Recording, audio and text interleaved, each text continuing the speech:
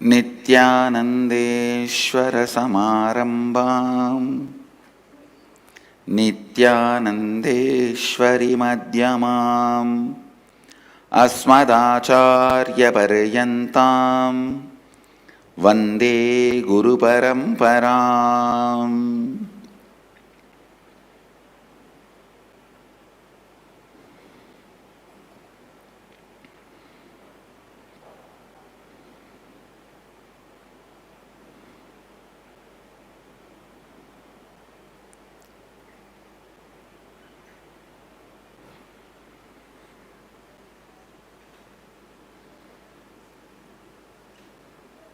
உங்கள் அனைவரையும் வணங்கி வரவேற்கின்றேன்.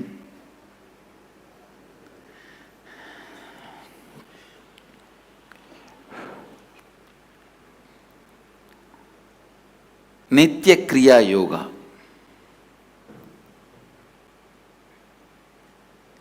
முதல்ல இந்த நிகழ்ச்சியை உங்களுக்கு அறிமுகப்படுத்த விரும்புகிறேன். கிரியை அப்படின்னா என்னன்னா, மனிதனை இறைவனாக்கும் ரசவாதம். மனிதன் ஒரு சாத்தியக்கூறு, ஆனால் நடந்து முடிந்துவிட்ட நிலை அல்ல. ஆழ்ந்து புரிஞ்சுங்க. மனிதன் ஒரு சாத்தியக்கூறு, முடிந்த முடிவு அல்ல, முடிந்துவிட்ட நிகழ்வு அல்ல, விதை விருட்சம் அல்ல. நீங்க எல்லாருமே ஒரு சாத்தியக்கூறு, இறைவனாக மாறுவதற்கான சாத்தியம் இருக்கின்ற விதைகள்.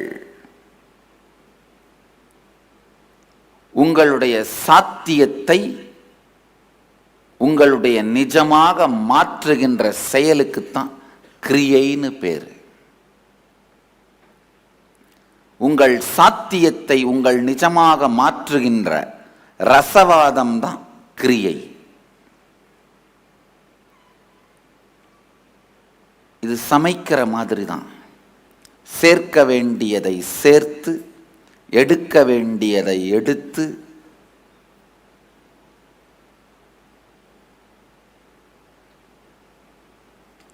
சமைக்கும் பொழுது எப்படி சில பொருளை சேர்ப்பீங்க, கொதிக்க வைப்பீங்க, அதில் பொங்கி வர்ற சில பொருளை வெளியில் எடுப்பீங்க. அதே மாதிரிதான் உங்களுடைய உணர்விலே சேர்க்க வேண்டிய உண்மைகளை, சத்தியங்களை சேர்த்து, உங்ககிட்ட இருந்து வெளியில் எடுக்க வேண்டிய சில தேவையில்லாதவைகளை வெளியில் எடுத்து, தீட்சை என்கின்ற நெருப்பினாலே கொதிக்க வைத்து, உங்களுக்கே உணவாய் படைப்பதுதான் கிரியை, ரசவாதம்.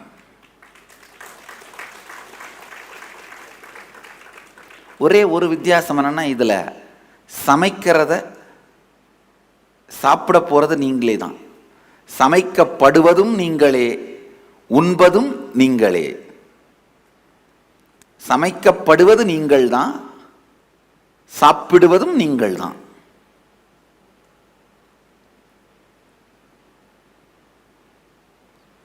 எத்தனை பேர் ஏற்கனவே இந்த நித்திய கிரியா யோகா நிகழ்ச்சி அட்டன் பண்ணிட்டீங்க? கை தூக்குங்க. இப்பதான் நான் எடுக்கவே போறேன், அதுக்குள்ள எப்படி அட்டன் பண்ணியிருப்பீங்க? இப்பதானுங்க நான் ஆரம்பிக்கிறேன், அதுக்குள்ள எப்படி அட்டன் பண்ணியிருப்பீங்க?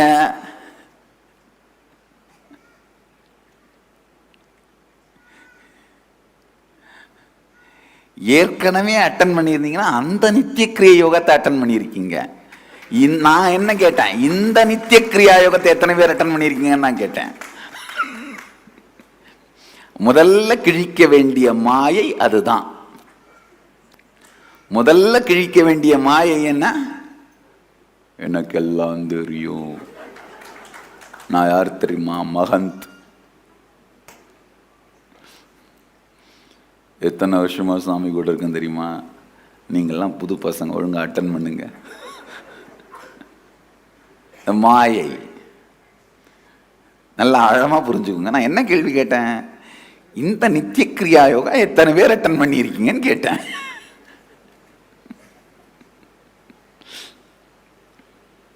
என்ன சொல்ல வரேன்னா, இந்த நித்திய கிரியா யோகா ஏற்கனவே நீங்க அட்டன் பண்ண நித்திய கிரியா யோகா இல்லை.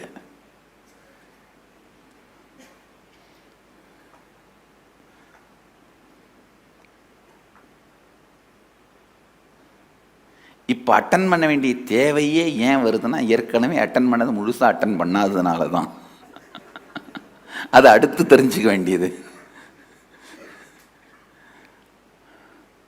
மற்ற ஆர்கனைசேஷன்லாம் எவ்வளோ சீனியராக இருக்கீங்களோ அவ்வளோ பெருமை உங்களுக்கு. நம்ம ஆர்கனைசேஷனில் எவ்வளோ சீனியராக இருக்கீங்களோ அவ்வளோ சிறுமை. இன்னமும் ஞானம் அடையலையா, இவரை சுற்றி இவ்வளோ நாள் இருந்தும் இன்னமும் ஞானம் அடையலையா அப்படின்னு ஜூனியருங்க தான் உங்களை பார்த்து கேட்கணும். நல்லா தெரிஞ்சுக்கோங்க. மற்ற ஆர்கனைசேஷன்லாம் எவ்வளோ சீனியரோ அவ்வளோ பெருமை. நம்ம ஆர்கனைசேஷனில் எவ்வளோ சீனியரோ அவ்வளோ சிறுமை. அதனால் தெரிஞ்சுக்கிட்டு ஏற்கனவே அட்டன் பண்ணிட்டேன் அப்படின்ற மைண்டை ஓரமாக எடுத்து வச்சிருங்க. எடுத்து வச்சுட்டு உள்ளே போகலாமாங்க. இப்போ தான் முதல் முறையாக சாமியோட நிகழ்ச்சிக்கு வர்றேன் அப்படின்றவங்க கை தூக்குங்க. நல்லது. உங்கள் அனைவரையும் தியான பீடத்திற்கு வணங்கி வரவேற்கின்றேன்.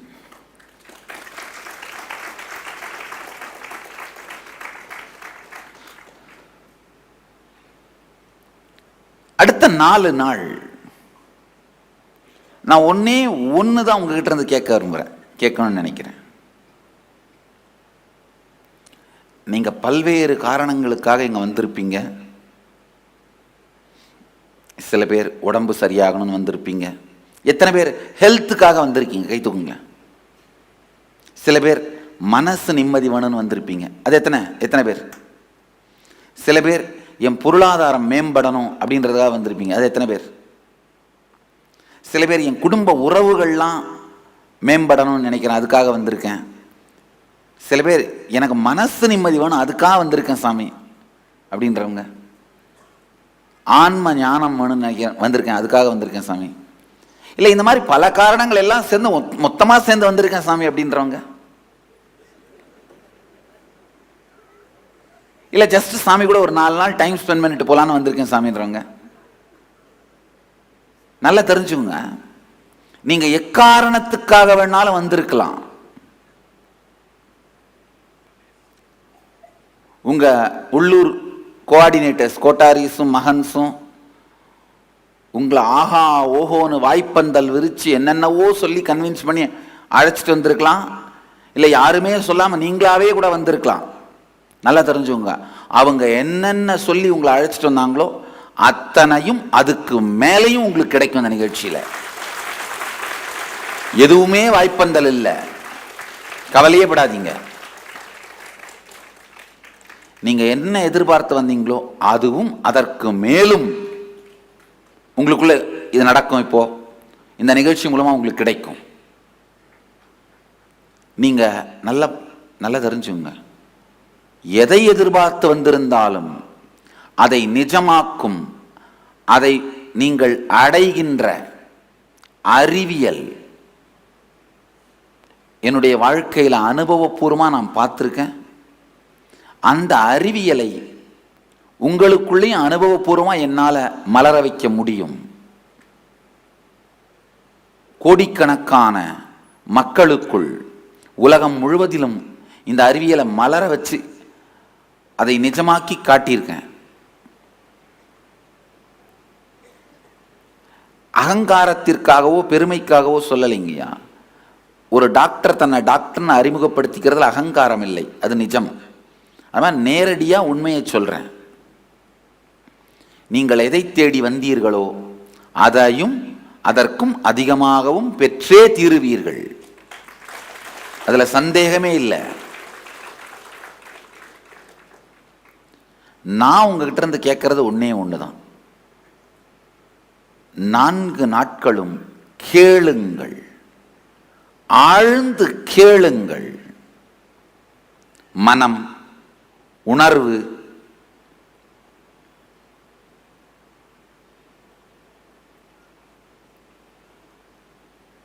உணர்ச்சிகள், எண்ணம் எல்லாத்தையும் ஒருங்கிணைத்து ஆழ்ந்து கேளுங்கள். முடிஞ்சவர்கள் எல்லோரும், அதாவது இந்த 4 நாள் நீங்கள் இங்கே இருக்கிறதுனால கப்பல் கவிழ்ந்துராது அப்படிங்கிறவங்கெல்லாம் செல்ஃபோன் ஆஃப் பண்ணிடுங்க. வேற ஒன்றுமே இல்லைங்க. நான் உங்களை 10 மணி நேரம் சிந்திக்க வைத்து, தியானிக்க வைத்து, மனதை மலரச் செய்து, குண்டலினி சக்தியை உயிர்ப்பிச்சு, சிவோகம் கிரியையில் ஈடுபட வச்சு உங்களை உயர்ந்த நிலைக்கு எடுத்துகிட்டு வச்சுருப்பேன். வீட்டம்மா 10 நிமிஷம் உங்ககிட்ட செல்ஃபோனில் பேசுனாங்கன்னா முடிஞ்சு போச்சு. என்ன ஆகும்? காற்று பிடிங்கி விட்ட பலூன் மாதிரி. அது மனைவி மட்டும் நான் சொல்லலை, கணவனையும் சேர்த்து தான் சொல்கிறேன். இந்த 4 நாட்களும்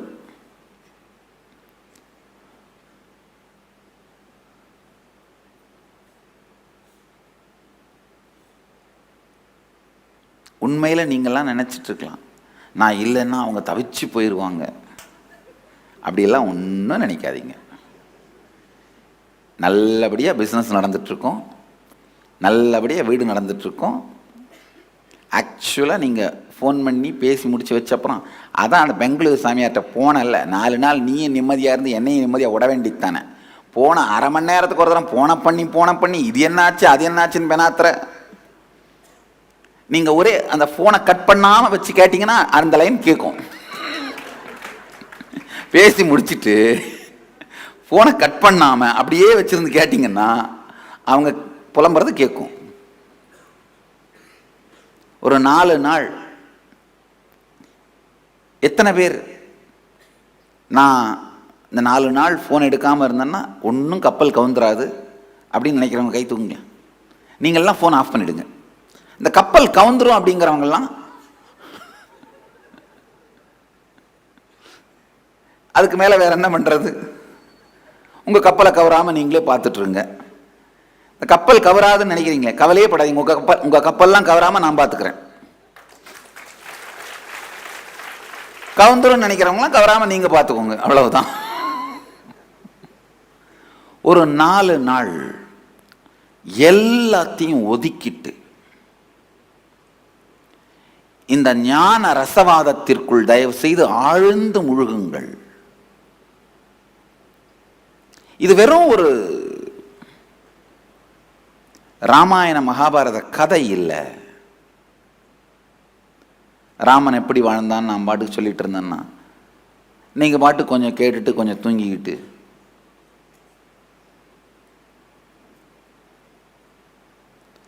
ஏன்னா எப்படியும் கதை தெரியும். ராமர் தான் காட்டுக்கு போவார், சீதையை கடத்திட்டு போவாங்க, அனுமான் லங்கைக்கு போவார், ராமர் போய் ராவணனை சாகடிப்பார், சீதையை கூட்டு வருவார். இது ஒரு கதை தெரியும் நமக்கு. அதனால ஒரு எபிசோடு தூங்கினாலும் அடுத்த எபிசோட்ல கேட்ச் பண்ணிக்கலாம். ஆனா இங்க நான் ராமன் எப்படி வாழ்ந்தார்ன்றதை பத்தி பேசல, நீங்கள் எப்படி வாழ்கிறீர்கள்ன்றதை பத்தி பேசுறேன். அதனால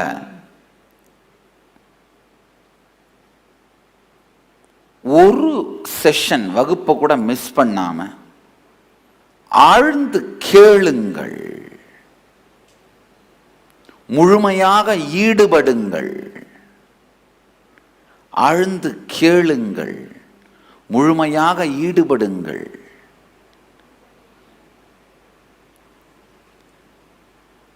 புதுசா வர்றவங்க,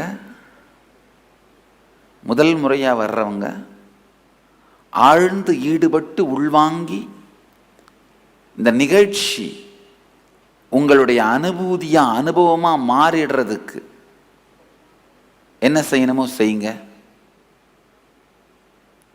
ஏற்கனவே நான் ப்ரோக்ராம் அட்டன் பண்ணியிருக்கேன்னு நினைக்கிறவங்க அந்த நினைப்பை எடுத்து வச்சுட்டு, ஆக்சுவலாக பேக் சைடு என்ட்ரி உங்களுக்கு கொடுத்த ஷாக் தான். ஏற்கனவே இந்த ப்ரோக்ராம் அட்டன் பண்ணியிருக்கேன்னு நினைச்சிருந்தீங்கன்னா, அதாவது என்ன நடக்க போகுதுன்னு எனக்கெல்லாம் தெரியும் அப்படின்னு நினைச்சிட்டு நின்றுட்டு இருந்தீங்கன்னா என்ன ஆகும்? என்ன நடக்க போகுதுன்னு யாருக்கும் தெரியாதுன்னு நான் கொடுத்த ஸ்டேட்மெண்ட் தான் பேக் சைடு என்ட்ரி. அப்பா இந்த என்ன நடக்க போகுதுன்னு எனக்கு தெரியும் அப்படின்னு நினைச்சிட்டு உட்காந்துட்டு இருக்காதீங்க அப்படின்னு நான் கொடுத்த ஸ்டேட்மெண்ட் தான் அது.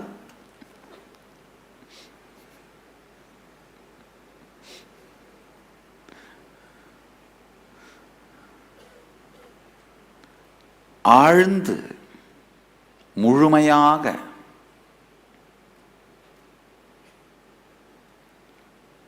நிகழ்ச்சியில் ஈடுபடுங்கள், இதை உள்வாங்குங்கள்.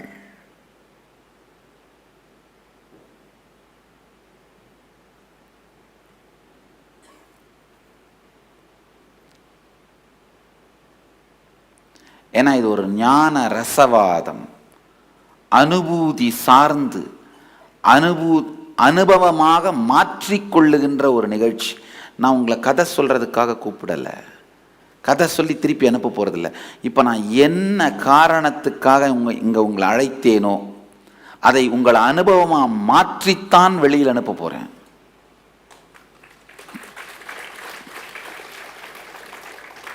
சமைத்து உங்களுக்கு பரிமாறி உங்களை சாப்பிட வச்சு தான் வெளியில் அனுப்ப போறேன். நடுவில் கொஞ்ச நாள் உங்களையே காய்கறியெல்லாம் கட் பண்ணி கொடுக்க சொல்லிட்டு இருந்தேன், கண்ணாடியை வச்சுட்டு கம்ப்ளீஷன் பண்ணி. இப்போ அதெல்லாம் எதுவும் பண்ண போறதில்ல. காய்கறி வெட்டுறதுலேருந்து கழுவி பாத்திரத்தில் போடுறது வரைக்கும் எல்லாம் நானே பண்ண போறேன். எல்லாத்தையும் நானே பண்ண போறேன். சமைச்சு உங்களை சாப்பிட வச்சு அனுப்ப போறேன், அவ்வளவுதான். உங்கள் தரப்பிலிருந்து எனக்கு செய்ய வேண்டிய ஒரே ஒரு ஒத்துழைப்பு ஆழ்ந்து கேட்டல். உங்களுடைய எண்ணமும் சிந்தனையும் மனமும் ஒன்றாய் ஆழ்ந்து கேட்பது. ஏன்னா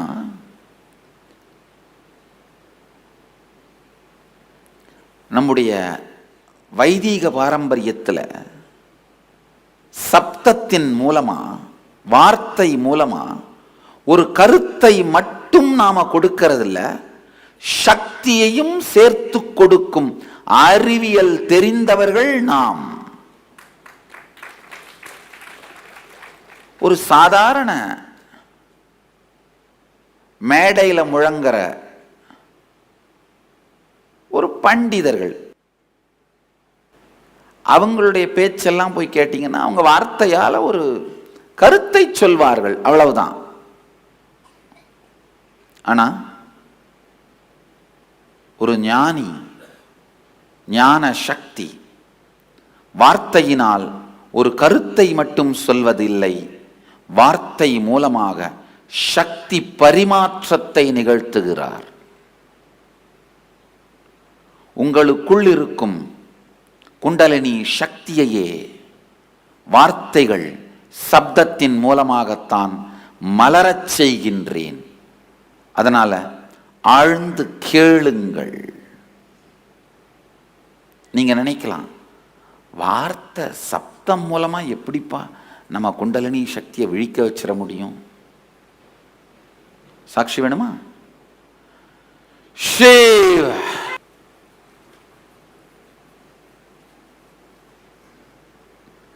அவங்களாம் யாரும் பைத்தியம் நினைக்காதீங்க, பயப்படவும் பயப்படாதீங்க.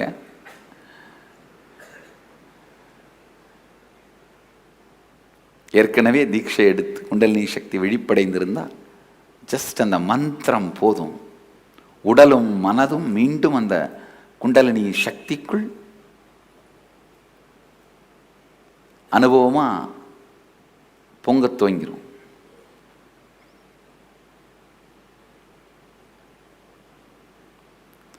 ஒரு வார்த்தை சப்தம் கூட